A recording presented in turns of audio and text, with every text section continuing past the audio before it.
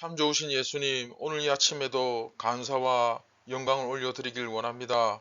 사랑하는 예수님, 저희가 이 땅에서 사는 것이 모든 것이 다 주님의 은혜임을 다시 한번 이 아침에 고백합니다.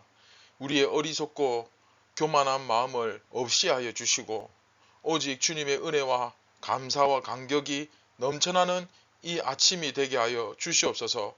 정말 진심으로 예수님을 사랑하며 그 주님의 뜻대로 부르심을 받은 자답게 오늘도 교회의 정체성을 가지고 새 이스라엘의 정체성을 가지고 내가 무엇을 바라보며 무엇을 향해 그렇게 열심히 달려가는 존재인지 우리의 사명과 목적을 잊지 않게 오늘 이 아침에도 깨닫게 하여 주시고 눈을 뜨게 하여 주시옵소서. 오늘도 말씀과 기도로 더욱더 새로워지기를 원합니다.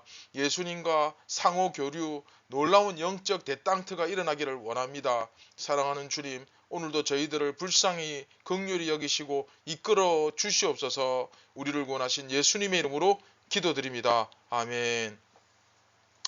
안녕하십니까, 선한제자교회 성도 여러분. 2023년 10월 16일 월요일 아침이 밝아오고 있습니다. 네, 오늘 이제 11번째 이야기 관람객 5번째 시간이죠. 나를 본받는 자가 되라. 나를 본받는 자가 되라 라는 제목으로 고린도전서 4장 14절부터 16절까지의 말씀을 우리 함께 보도록 하겠습니다. 내가 너희를 부끄럽게 하려고 이것을 쓰는 것이 아니라 오직 너희를 내 사랑하는 자녀같이 권하려 하는 것이라. 그리스도 안에서 1만 스승이 있으되 아버지는 많지 아니하니 그리스도 예수 안에서 내가 복음으로써 너희를 낳았음이라. 그러므로 내가 너희에게 권하노니 너희는 나를 본받는 자가 되라. 아멘.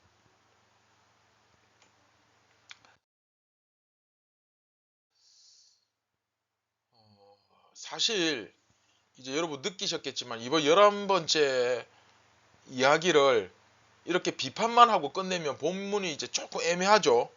그래서 사실은 조금 평소보다 16절까지 분량을 조금 더 넣었습니다. 그러다 보니까 이야기가 조금 길어지죠.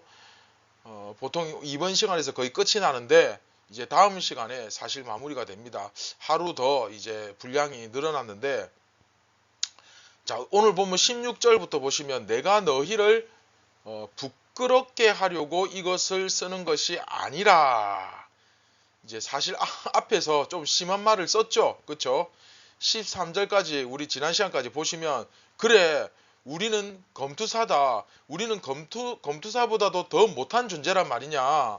그쵸? 우리는 검투사고 그럼 너희들은 관람객 맞네. 이런 표현을 했죠. 그쵸? 썼죠. 검투사라는 말을 직접적으로 쓰진 않았지만 우리는 죽이기로 작정된 것과 같은 구경거리가 되었구나. 검투사를 얘기하는 거죠. 사실. 그쵸? 뭐 굳이 검투사라고 말을 해야 합니까? 그쵸? 그렇게까지 이야기하면서 사실 내가 너희를 부끄럽게 하려고 이것을 쓰는 것은 아니다. 네, 부끄럽게 하려고 쓴 거 맞는 것 같은데 좀 사실 좀 심한 표현 맞거든요. 그쵸? 굉장히 강력한 용어를 씁니다. 한편으로는 이 사람들이 얼마나 영적으로 무디면 이렇게까지 표현할까 싶기도 합니다. 무슨 말이냐면 이렇게까지 이야기해야 그나마 조금 알아듣는 거예요. 이건 그냥 뭐 저의 상상이지만 아마 이렇게까지 이야기해도 못 알아듣는 분들 분명히 있을 겁니다. 여하튼 이렇게 좀 심한 표현까지 써가면서 비난을 했는데, 내가 너희들 부끄럽게 하려고 그렇게 한 거 아니고 내 마음을, 그쵸? 이제 그 사도 바울이 마음을 그 좀 누그러뜨리고 있죠. 조금 이제 진정을 하면서, 네, 그러면서 내가 너희를 사랑하는 것 자녀같이 권하려 하는 것이다. 나는 너희들 비판하고 막 치려고 이런 말을 쓰는 것이 아니고 정말 너희들 너무나도 사랑하고 하나님의 자녀로서 너희들이 정말로 바로 설 수 있었으면 좋겠다. 근데 그런 마음으로 쓰고 있다. 이제 그렇게 이야기를 하는 거죠. 물론 여러분 글을 쓰다 보면요. 바울이 갖고 있는 그 감정이 글에 이렇게 제대로 온전히 전달되지 못할 때가 많죠. 글만 딱 보니까 그 글을 통해서 상대방의 표정이나 기분이나 이런 걸 다 이제 느끼긴 하지만 100% 읽을 수는 없죠. 그러다 보니까 이제 이런 식으로 써서 최대한 그 바울의 마음, 그 진심, 그 감정성까지 살려서 지금 이렇게 디테일하게 쓰고 있는 겁니다. 그러면서 이제 굉장히 중요한 말을 하죠. 그리스도 안에서 1만 스승이 있으되 아버지는 많지 않다. 자, 이게 무슨 말이겠습니까? 무슨 소리입니까? 여러분 1만 스승. 자, 1만 스승 하면 뭐가 떠오릅니까? 1만 스승 했을 때 이게 딱 떠오르는 이미지는 소피스트들이죠. 그러니까 소피스트들이 바로 이제 1만 스승인데 이제 이 소피스트들이 이제 서로 간에 막 앞에 나가서 스승 노릇을 하는 거예요. 1만 스승. 굉장히 그런 스승은 많다. 그쵸? 가르치는 사람의 노릇을 하는 거죠. 그런데 그래 교회 가운데도 어쩌면 그 소피스트들처럼 막 가르치는 사람이 있을 수 있고 바울이 그 정도는 인정합니다. 그리스도 안에서 1만 스승이 있으되 그래 교회 안에도 있을 수 있다. 그 말이죠. 그들을 또 너희들이 좋아할 수도 있다. 뭐 호감을 가지고. 그리고 또 심지어 우리를 그들과 똑같이 그쵸 똑같은 가르치는 사람들로 너희가 오해하고 바라봤을 수도 있다. 뭐 늘 보는 게 그런 거니까. 그런데 아버지는 많지 않잖아. 그렇게 가르치려 하는 자들은 많을지 모르지만 아버지는 많지 않잖아. 나는 너희들을 소피스트들처럼 그렇게 찾아가서 너희들 가르치고 뭐 그런 식으로 하지 않았다. 그리스도 예수 안에서 내가 복음으로 너희들을 낳았다. 그러니까 아버지라 그러잖아요. 그렇죠? 근데 아버지는 많지 않다 그러잖아요. 자, 그리고 이런 표현을 쓰죠. 우리 관계가 무슨 소피스트들과 그 소피스트들을 후원하고 그들에게서 배우는 뭐 학생이나 후견인 뭐 그런 관계냐? 또 검투사와 검투사들의 싸움을 구경하는 팬들 뭐 그런 관계냐? 네, 아니라는 거죠. 그렇죠? 그건 말도 안 되는 소리죠. 나는 정말 그리스도 안에서 너희들과 나는 아버지와 아들과 같은 그런 그렇죠? 가족과 같은 그런 관계지. 나는 뭐 그냥 가르치고 너희들은 배우고 그래서 내가 너희들 가르치셔 가지고 너희들은 나한테 수업료 내고 그렇죠? 내가 너희들 가르침으로 해서 수업료 좀 받아서 좀 챙기고 나는 너희들을 팬으로 삼아서 그렇게 적당히 이익을 챙겨가고 그 입지를 다져가고 그런 관계냐? 그런 사람 아니라는 거죠. 그렇죠? 이거 우리가 잘 깨달아야 됩니다. 그래서 마지막 16절에 보시면 그러므로 내가 너희에게 권하노니 너희는 나를 본받는 자가 되라.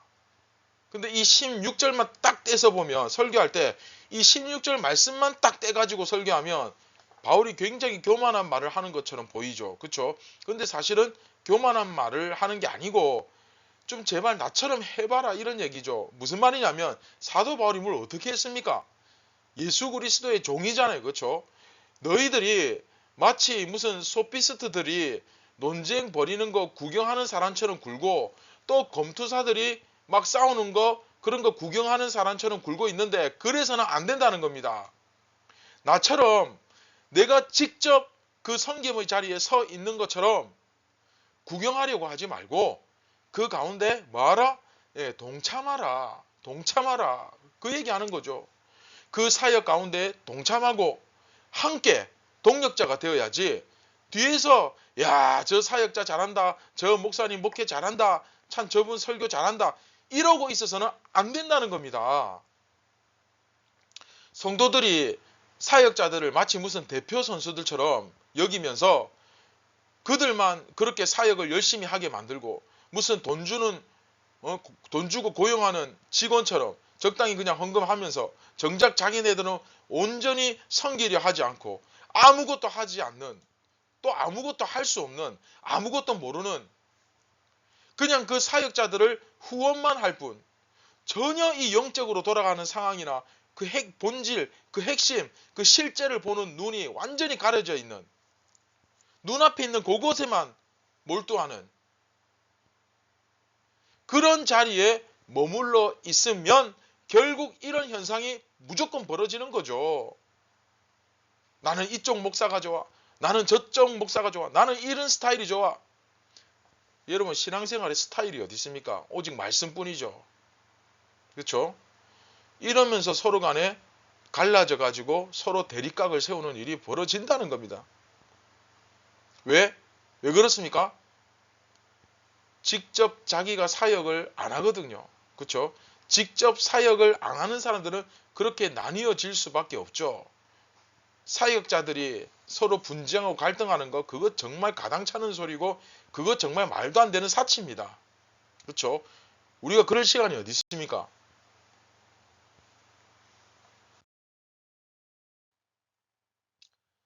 자, 오늘 본문에서 우리는 굉장히 중요한 영적 원리를 하나 발견할 수 있습니다. 그게 뭡니까?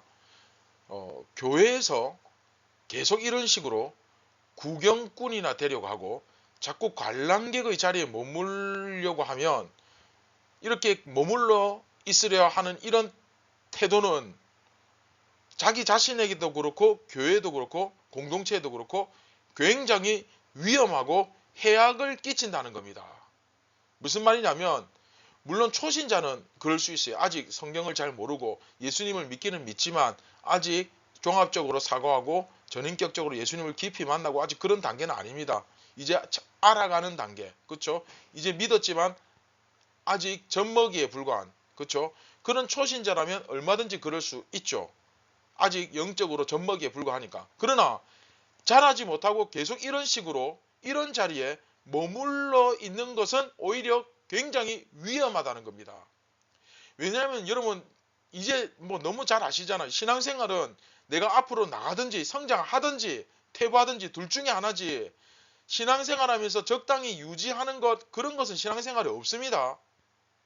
유지하는 것 같아 보이지만 실제로 내가 유지한다는, 그래도 신앙생활을 까먹지 않고 잘 유지하고 있다 생각하면 그거는 뒷걸음질 치고 퇴보하고 있는 거예요. 옛날로 돌아간 거예요. 더 심각한 건 뭐냐면, 옛날에는 그래도 말씀을 몰랐는데 지금은 말씀을 알면서 머리에 든 지식은 있는데 삶이 이제 전혀 따라주질 않는, 이제는 어떤 말씀 앞에도 눈물 한 방울 흘리지 않는, 내가 매일매일 아침에 일어나서 그 아침을 맞이하는 아침이 이제 반복되는 기계적인 아침이 되기 시작하고, 기계적인 예배가 되기 시작하고, 기계적인 경건 생활이 되기 시작하는 거예요.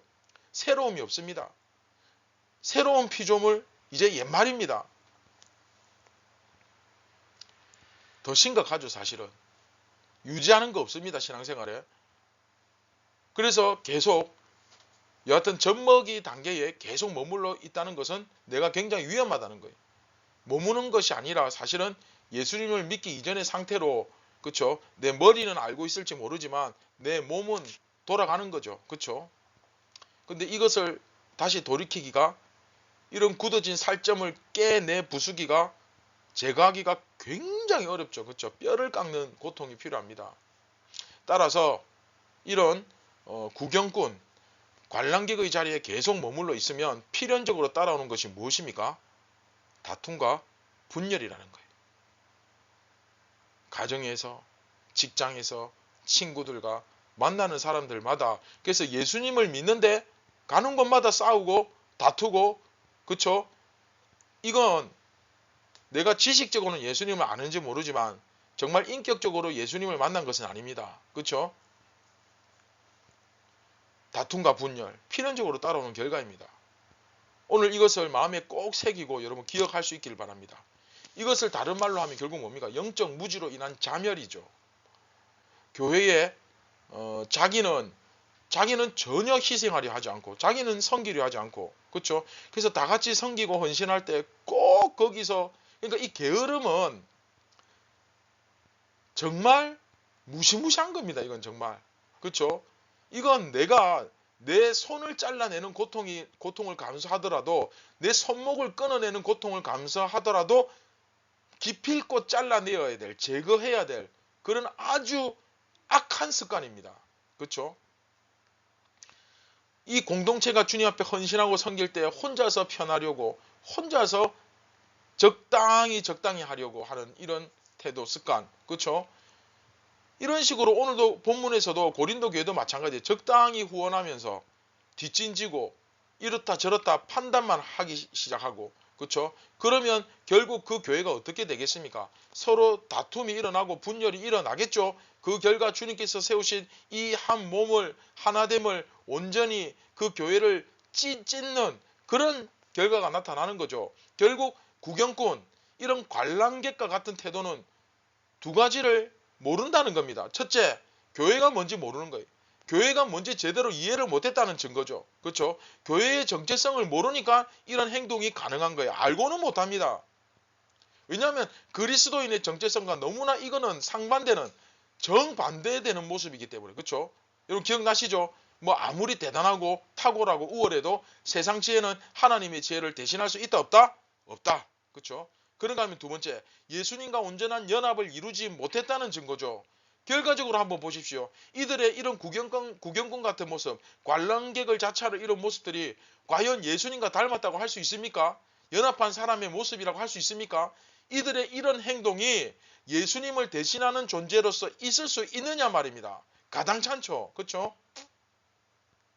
자, 말씀을 맺도록 하겠습니다. 사랑하는 선한 제자교회 성도 여러분, 잠시는, 아주 잠깐은 그럴 수 있어요. 그렇죠? 그러나 결국 말씀과 기도로 성장하지 못하고 그렇게 머물러 있는 태도는 영적 무지로 결국 연결이 되고, 내가 지난 세월 동안 받은 은혜, 축적된 어떤 경험들 다 까먹고 이제 그런 상태가 길어지면 성도를 결국 나 자신을 구경꾼, 관람객으로 만들어버리게 되죠. 이제 희생하지 않습니다. 헌신하지 않습니다. 철저히 계산적으로 움직이죠.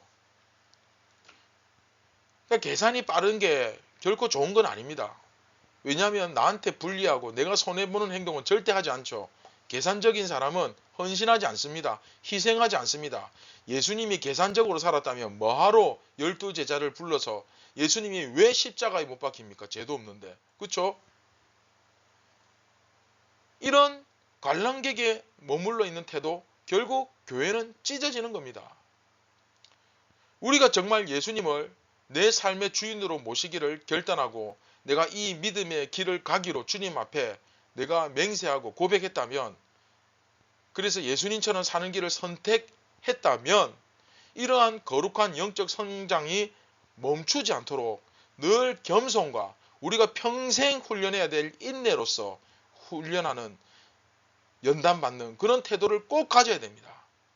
바울이 왜 나를 본받는 자가 되라고 말했을까? 여러분 한번 잘 좀 생각해 보십시오. 오늘도 나는 성장하고 있는지 유지하고 있는지, 사실은 유지하는 것이 아니라 뒷걸음질 치는 거죠. 내가 어떤 모습을 하고 있는지 돌아볼 수 있는 그런 귀한 아침이 되었으면 좋겠습니다. 그리고 날마다 천국을 침노하며 거침없이 정말 불꽃처럼 주님의 이름을 걸고 세상 가운데 담대하게 사명을 위하여 달려가는, 목표를 바로 알고 제대로 달려가는 그런 헛되지 않은 인생 되시길 주님의 이름으로 축원드립니다. 말씀을 기억하시면서 우리 함께 기도하겠습니다. 사랑하는 예수님, 정말 때가 악합니다. 주님 말씀하신 것처럼 정말 우리에게 시간이 얼마 남지 않았습니다.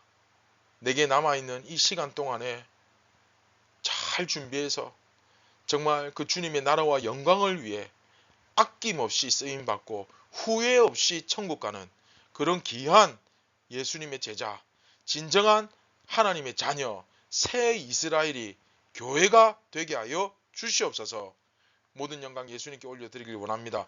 우리를 구원하신 예수님의 이름으로 기도드립니다. 아멘. 사랑하는 선한 제자교회 성도 여러분, 오늘도 주님의 그 말씀 한 구절 한 구절이 여러분들의 삶을 지탱하며 이끌어가며 변화시켜가는 놀라운 역사가 일어나기를, 그래서 내가 정말 영적으로 살아있음이 증명되는 그런 하루가 되기를 축복합니다. 감사합니다.